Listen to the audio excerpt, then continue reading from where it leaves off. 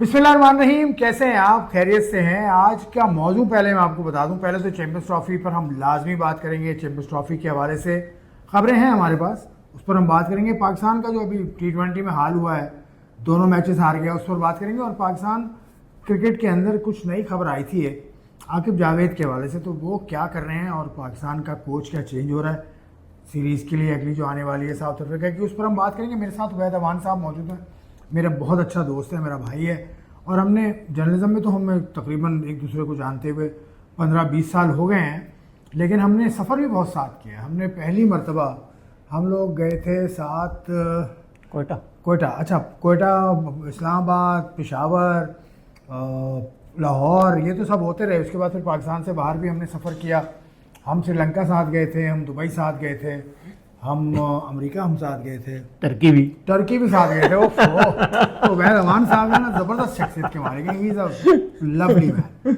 तो शुरुआत करते हैं। पहली बात ये है कि पाकिस्तान T20 में क्या हशर हुआ है यार। वनडे की सीरीज़ तो आप जीत गए, T20 में आपने वही पुराना राग लगा दिया, क्या वजह है? Quickly wrap it up.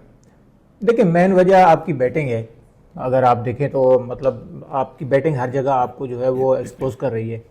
और जिस तरह की क्रिकेट हमने खेली है ख़ासतौर से T20 के अंदर, तो वनडे में हमें इसलिए कामयाबी मिली कि हमने ऑस्ट्रेलिया को जल्दी आउट कर लिया और हमारे सामने बड़ा टारगेट नहीं था। तो उस वजह से जो है हमें उसका एडवांटेज मिला और हमारे बॉलर्स ने जो है वो हमें जितवाया। T20 में देखें तो हमें हमारे साथ उससे उलट हुआ। हमारी बैटिंग जो है वो बहुत बुरी तरह फ्लॉप हुई। जिस तरह से डॉट बॉल्स खेली, जिस तरह से पहला मैच तो खैर हुआ ही 7 ओवर्स का, तो लेकिन उसमें भी हमारी अप्रोच जो है उस तरह से नजर नहीं आई। टॉस जीत के आपने बैटिंग कर ली ना, बैटिंग करा दी ना, गलती की ना।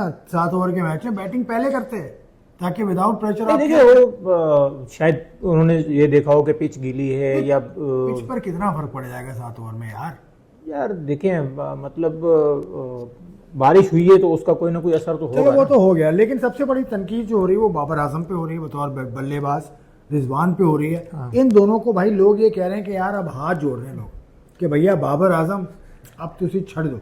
रिजवान को तो आपने कप्तान बना दिया। रिजवान के नहीं, बाबर के ऊपर ज्यादा। रिजवान ने चले रन तो बनाए उसने, लेकिन बहुत स्लो खेले, बहुत ज्यादा स्लो खेले। ये तो है, लेकिन देखिए बाबर के हवाले से आपकी राय क्या है?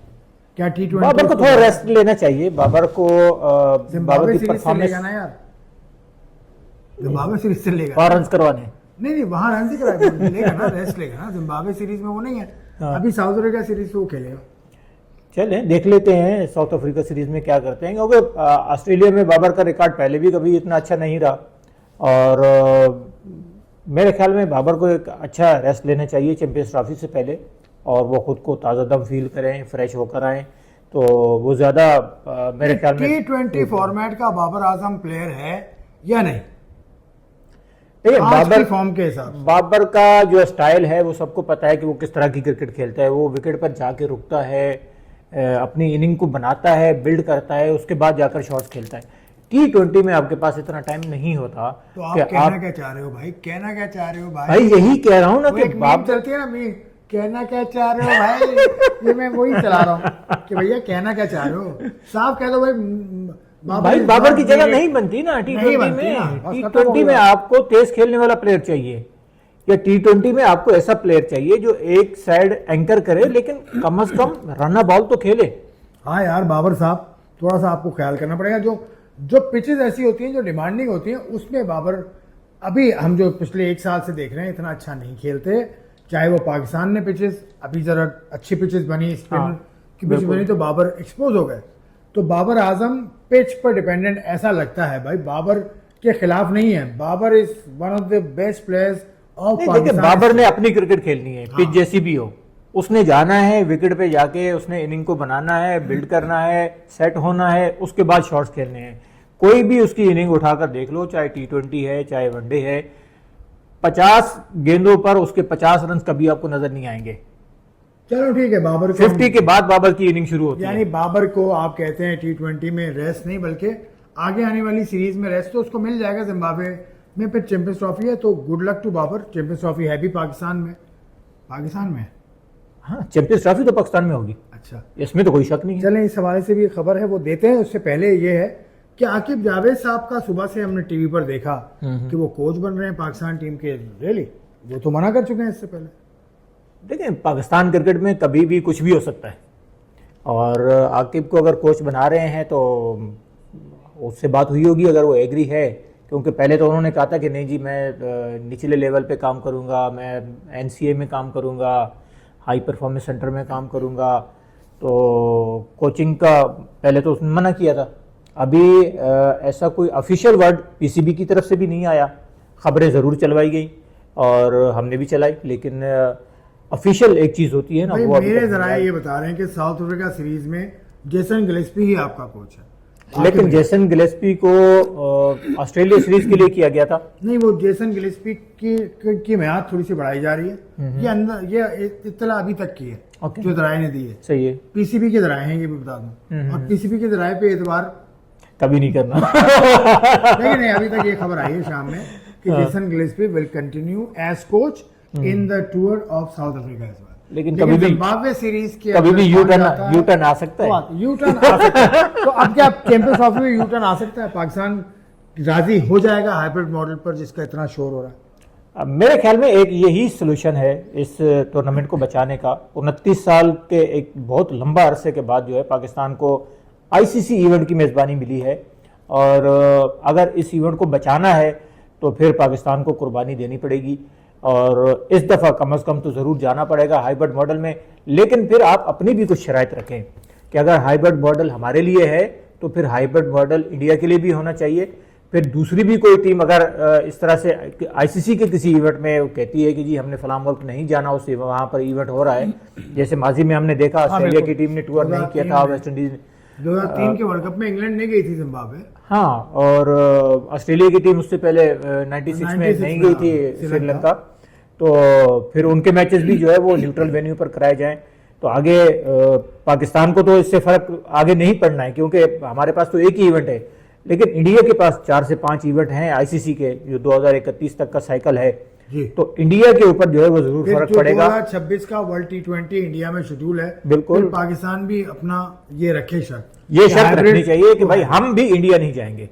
अगर आपने हाइब्रिड करना है ठीक है आप करें, हम इंडिया के मैचेस हाइब्रिड के तहत करा लेते हैं, फिर हम भी इंडिया नहीं जाएंगे, हमारे मैचेस भी जो है वो दुबई में रखे जाएं। और अभी सूरत हाल क्या है ताज़ा के अभी आईसीसी ने शेड्यूल का ऐलान नहीं किया, तो आईसीसी क्या मामला कर रहा होगा दोनों टीम्स के साथ? मेरे ख्याल में आईसीसी ने बहुत लेट किया है ये इश्यूज जो है ये पहले सॉल्व होने चाहिए थे। सारी दुनिया को पता है कि इंडिया और पाकिस्तान के जिस तरह के आपस के मामलात हैं पॉलिटिकली ख़ास तौर से, तो उसमें लगता नहीं था पहले भी कि इंडिया की टीम पाकिस्तान आएगी।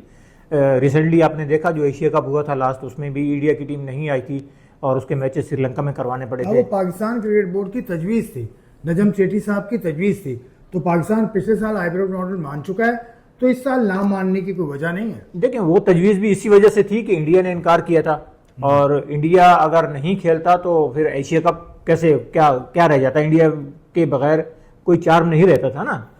तो अब मजबूरी थी, और अब भी आईसीसी की भी मजबूरी है कि इंडिया को लाना। हाँ, इंडिया आईसीसी तो पैसा इंडिया पाकिस्तान के तमाम ब्रॉडकास्टर वहाँ से हैं, तमाम स्पॉन्सरशिप वहाँ से आती है, तो एक बड़ा चंक है इंडिया का, उससे कोई शक नहीं है।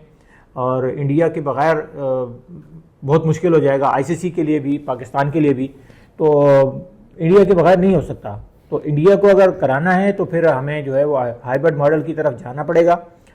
एक यही सोल्यूशन है, क्योंकि पाकिस्तान कभी ये नहीं चाहेगा कि चैंपियंस ट्रॉफी जो है वो यहाँ से किसी दूसरे मुल्क चली जाए या उसको पोस्टपोन किया जाए। पोस्टपोन करने का भी फायदा नहीं होगा, आप कितने अरसा पोस्टपोन कर सकते हैं, 6 महीने कर लेंगे, साल कर लेंगे, आखिर करानी तो है। हाँ, ये बहुत अच्छी तो बात फिर उसके बाद भी हालात यही होंगे, साल बाद भी अगर आज इंडिया कह रहा है मैं नहीं आ रहा, तो साल बाद भी उसने कहना है कि मैं नहीं आ रहा। बड़ी मुनासिब बात की उबैद ने, जिस पर मैं प्रोग्राम खत्म ही कर रहा हूँ कि इंडिया आ रहा है नहीं आ रहा है, इस बहस को छोड़कर अब हमें एक न्यूट्रल ग्राउंड ढूंढना होगा, जो कि आज की सूरत में नजर आता है कि हाइब्रिड मॉडल अगर पाकिस्तान आज मानता है तो अगले इवेंट्स में आईसीसी के भारत में जो होंगे उसमें पाकिस्तान ये शर्त भी रखे, और आईसीसी को भी थोड़ा सा ना होश के नाखून अब लेने चाहिए कि पैसों के पीछे ना भागो भाई। इंडिया पाकिस्तान को अगर हाइब्रिड आपने रखना है, 2 अलग अलग ग्रुप में रख दें। क्यों एक ग्रुप में रखते फिर हो? खत्म हो जाएगा ना, वही ना, फिर तो 4 भाई में खत्म सही हो है ना। जाएगा ना इवेंट तो का। आप इसका मतलब पैसा फिर देख रहे कौन हो ना? देखेगा? पैसा आईसीसी देख रहा है ना, तो पैसा फिर सबका हक है देखना। आईसीसी को भी तो पैसा चाहिए। हाँ, सबको चाहिए। चलो ठीक है, गुड लक टू यू सबको, मेरी तरफ से गुड लक, और फिर अगले प्रोग्राम तक के लिए इजाजत। खुदा हाफिज। अल्लाह हाफिज।